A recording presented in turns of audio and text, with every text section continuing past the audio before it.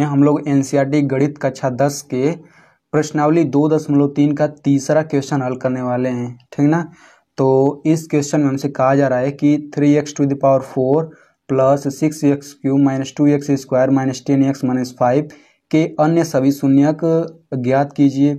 यदि इसके दो शून्यक √5/3 और √5/3 हैं तो इसके दो शून्यक दिए गए हैं और दो शून्यक और ज्ञात करना है, ठीक ना। तो देखिए, अगर यही त्रिघाती बहुपद होता यानी कि सबसे बड़ी घात 3 घात होती इसमें, तो उसके 3 शून्यक होते हैं, लेकिन इस पर देखिए 4 घात है सबसे बड़ी घात, इसका मतलब इसके 4 मूल होंगे, 4 शून्यक होंगे, ठीक ना। तो आप लोग देख सकते हैं क्वेश्चन नंबर 3 की तरह उदाहरण में भी दिया गया है, उदाहरण 9, ठीक ना। ये जो उदाहरण 9 है बिल्कुल क्वेश्चन नंबर 3 की तरह है, तो इसीलिए आप लोग हर एग्जाम्पल को जरूर सॉल्व कीजिए, ठीक ना।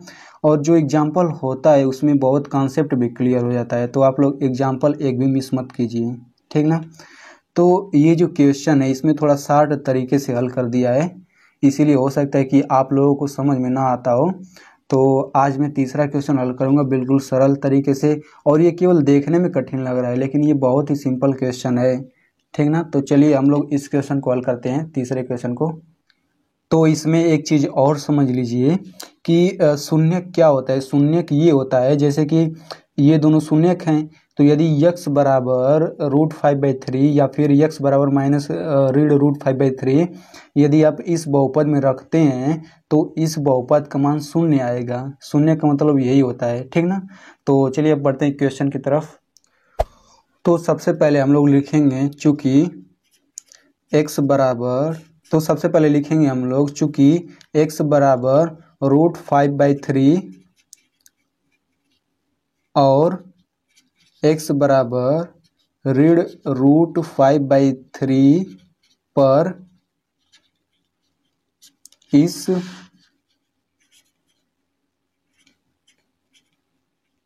बहुपद का मान शून्य है, ठीक ना। x बराबर √5/3 पर और x बराबर माइनस √5/3 यदि उस बहुपद में रखते हैं तो उसका मान 0 आता है, ठीक ना। तो इतना लिखेंगे सबसे पहले। तो जब x बराबर इतने और x बराबर इतने पर इस बहुपद का मान शून्य है तो x माइनस √5/3 और x प्लस √5/3 इस बहुपद का गुणनखंड होंगे ये दोनों, ठीक ना। तो लिखेंगे इसलिए x माइनस √5/3 और x प्लस √5/3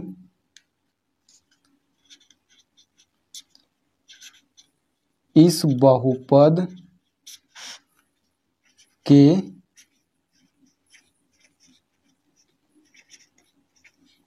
गुणनखंड होंगे, ठीक ना। इतना हम लोग लिखेंगे।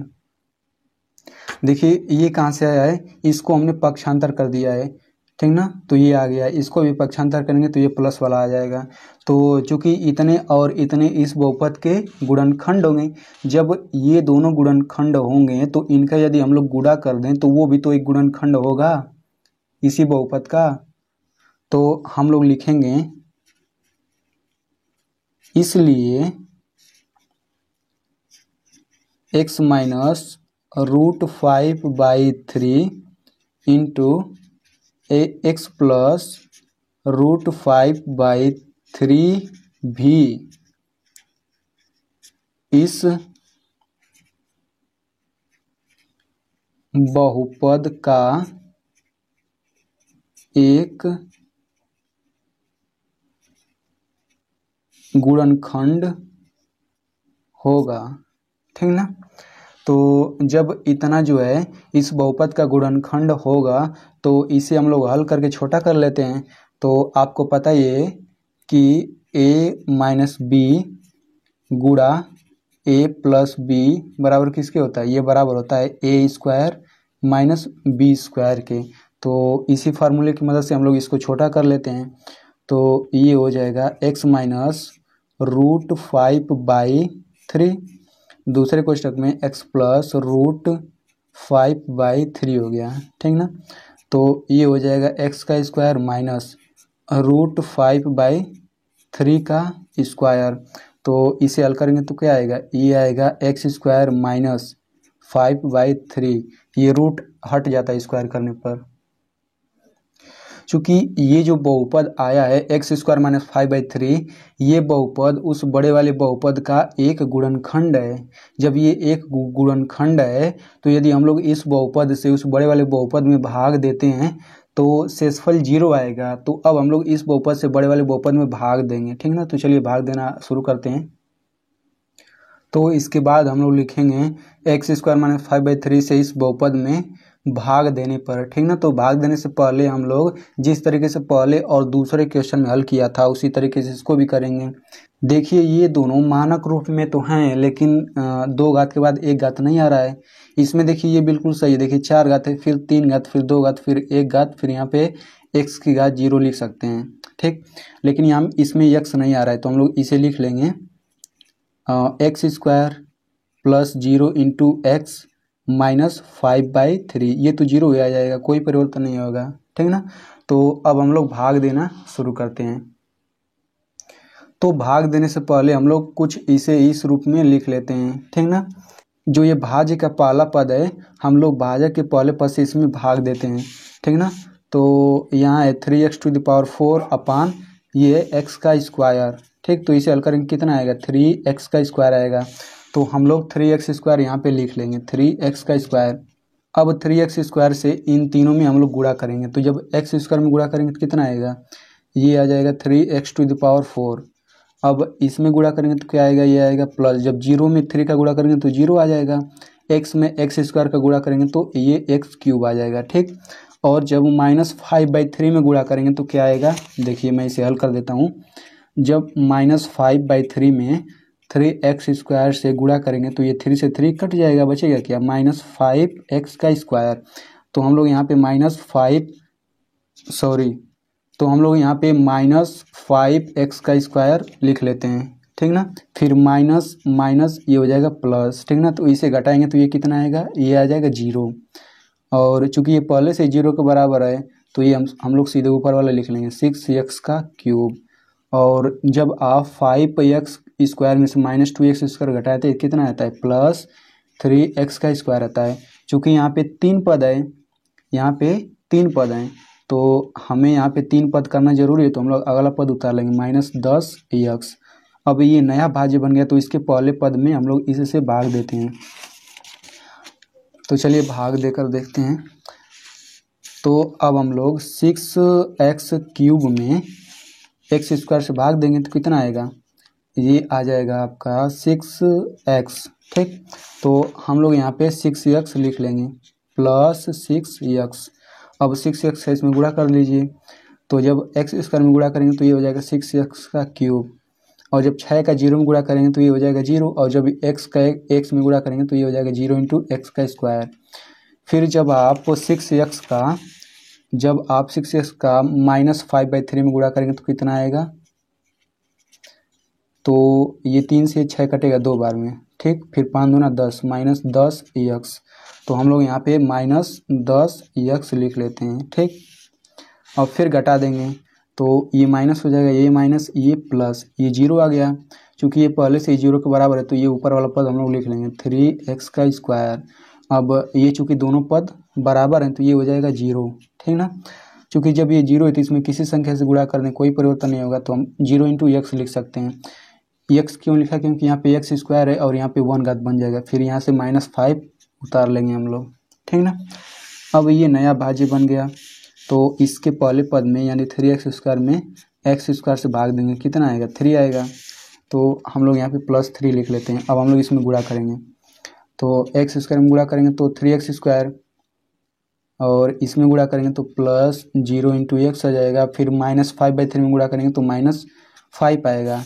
अब घटा लेते हैं, माइनस ये प्लस, तो ये 0 आ गया। ये चूँकि दोनों 0 के बराबर है तो ये हो जाएगा +0 और ये तो 0 हो जाएगा, यानी कि शेषफल जो है वो 0 आ गया, ठीक ना। तो आप देख सकते हैं शेषफल 0 आ गया, ठीक ना। तो आपको ये तो फार्मूला पहले से ही पता होगा कि भाज्य बराबर होता है भाजक गुणा भागफल प्लस शेषफल, ठीक ना। तो इसी फार्मूले पर हम लोग इन सबको व्यवस्थित करेंगे। तो भाज्य कितना है, भाज्य ये रहा, तो हम लोग इसे लिख लेते हैं 3x⁴ माइनस 5, ठीक ना। तो ये बराबर हो जाएगा भाजक, भाजक कितना है x² माइनस 5/3, ये भाजक हो गया। और भागफल कितना है, भागफल है 3x² प्लस 6x प्लस 3, ठीक ना। और चूंकि शेषफल 0 है तो प्लस 0 करें, लिखें या फिर ना लिखें, क्योंकि 0 किसी भी संख्या में जोड़ेंगे तो कोई परिवर्तन नहीं होगा, ठीक ना। तो हम लोग देखिए इसका हमें शून्य ज्ञात करना था, ये वही वाला बहुपद है, ठीक ना, जिसका गुणनखंड, जिनका शून्यक निकालना था। तो इसका गुणनखंड अब ये इतना हो गया, ठीक ना। यानी कि अब हम लोग इस बहुपद को इस रूप में लिख सकते हैं, ठीक। तो हम लोग लिखेंगे इसके बाद, तो हम लोग इस बहुपद का शून्यक निकालने के लिए लिखते हैं इस बहुपद का मान शून्य होगा। कब शून्य होगा, यदि x² माइनस 5/3 बराबर 0 या इतने बराबर 0, 3x² प्लस 6x प्लस 3 बराबर 0, ठीक ना। तो जब इसे हल करेंगे तो क्या आएगा, x² बराबर 5/3 और x बराबर हो जाएगा प्लस माइनस √5/3, यानी कि ये वही दोनों शून्यक निकल रहे जो पहले से ज्ञात है, प्लस √5/3 फिर माइनस √5/3, ठीक ना। तो हमें ये तो ज्ञात है पहले से, इसे हमें ज्ञात करना है। तो इसे हम लोग हल करते हैं, तो हम लोग 3 कॉमन लेंगे, तो x² हो जाएगा प्लस ये होगा 2x प्लस 1 इज इक्वल 0। तो यहाँ पे गुणा है तो ये भाग होगा तो 0 हो जाएगा। तो हम लोग लिखेंगे x² plus 2x plus 1 is equal 0 हो गया, ठीक ना। तो अब आप देख सकते हैं कि ये किसका फार्मूला है, x प्लस 1 का होल स्क्वायर बराबर 0। जब इसका विस्तार करेंगे तो इसके बराबर आ जाएगा, ठीक ना। तो इसका मतलब ये हुआ कि इसे लिख सकते हैं हम लोग x प्लस 1 दूसरे कोष्टक में x प्लस 1 इज इक्वल 0, ठीक।